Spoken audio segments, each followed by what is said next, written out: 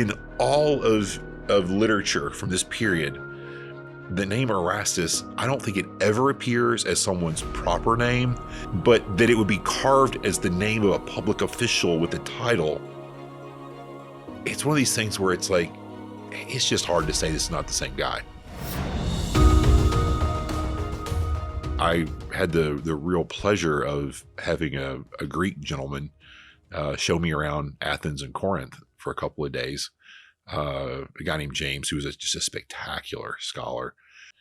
And he took me, normally when you go to Corinth, you sort of pull into the parking lot and you sort of go in the gate and you see the stuff, and there's cool things in there that very much, apply to your Bible story. But little did I know there was something outside the gate that really applies to your Bible story. So let's just read something that Paul says in Romans really quickly, because there's a really interesting phrase here in Romans. So at the end of Romans chapter 16, when Paul is sort of giving his greetings to various people, he says the same thing. He says, Gaius, who is host to me in the whole church, greets you. Erastus, the city treasurer, and our brother Quartus greet you. Okay, so this part where it says Erastus, the city treasurer, and our brother Quartus greets you. That's a really, really interesting thing there. It's interesting for a few reasons. First off, you have to understand that a city treasurer, this was a very, very high-ranking position in a Roman city. Typically, this was a position that was given to the wealthiest man in town.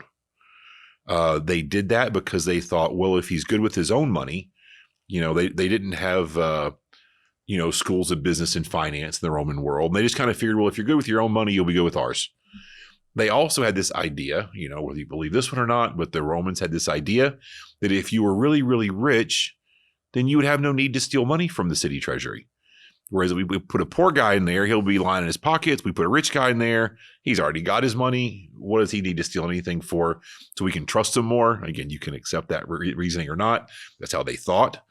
And so the city treasurer tended to be one of the 2, 3, 4 was an elected position, but the qualifications to become elected were you were really rich and people kind of trusted you. You had a good reputation.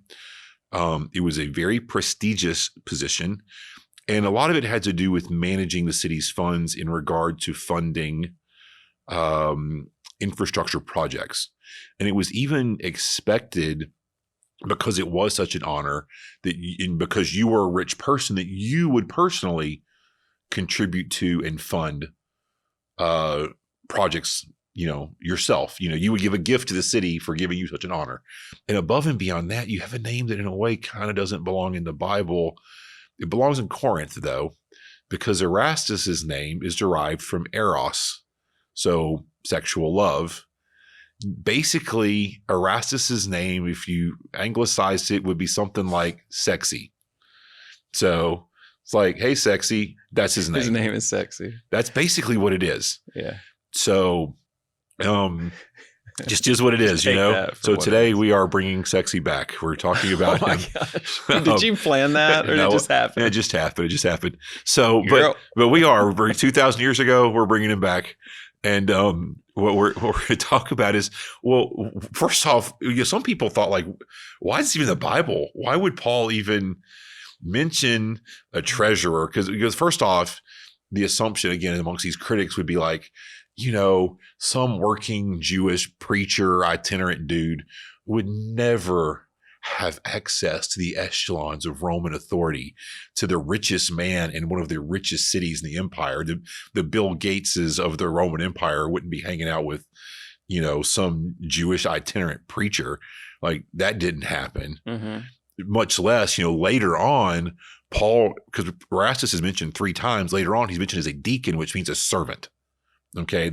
And we now think of the word deacon as a church official, but in original meaning, it just means a servant.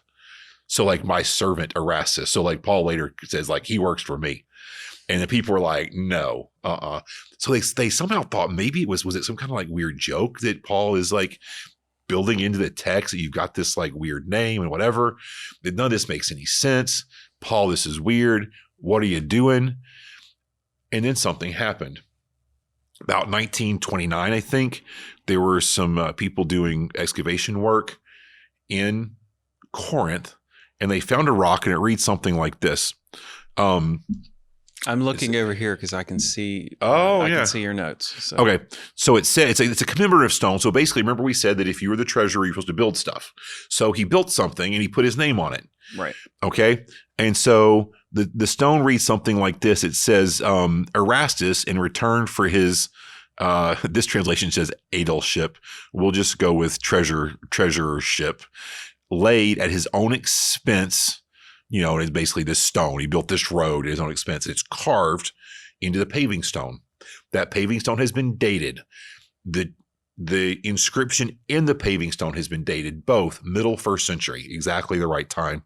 It's an incredibly rare name. He has the right job. So it's the right man, the right time, the right job. In all of literature from this period, the name Erastus, I don't think it ever appears as someone's proper name. It does occasionally, and even then, very, very rarely, it does occasionally appear as a nickname because of sort of the meaning, Right. But that it would be carved as the name of a public official with the title. It's one of these things where it's like, it's just hard to say this is not the same guy, because Paul specifically says that this guy with this job was a part of my entourage, hanging out with us, and then you have, from the right time in the right city, a guy, and Paul names his job, who says, hey, I'm the guy with this job, with this name, and I built this road for you. Shocking. Yeah. It's like really, really shocking, and it shouldn't be. And it was, again, for the skeptic types, it was a big like, okay, never mind. So that's really cool. And if you're ever there, it's crazy because usually when something is significant, they take it and move it to a museum, like the stone with Pontius Pilate's name. The Israelis, as soon as they found that thing, it went to the Israel Museum, and there's a replica in Caesarea. This thing is still in the ground. Like, I guess whoever is in charge of archaeology in Greece never thought it was worth taking that out of the ground and putting another rock, replica in its place to preserve the original. It's still there, you just walk on it. Basically, it's in the ground, in the theater. They got a little rope around it, so you don't walk on it, but cool. It still exposes the elements. So that's one that lets us know, okay, these things Paul is, just throwing out in Romans and Galatians. These books are dependable. They're reliable. Thanks for watching this video. If you enjoyed it, click like and subscribe. It really helps us. And if you really enjoyed it, go on over to our website, thelandinthebible.com, and become a supporter. It helps us generate more content and gives you access to our full library of video and Bible study content.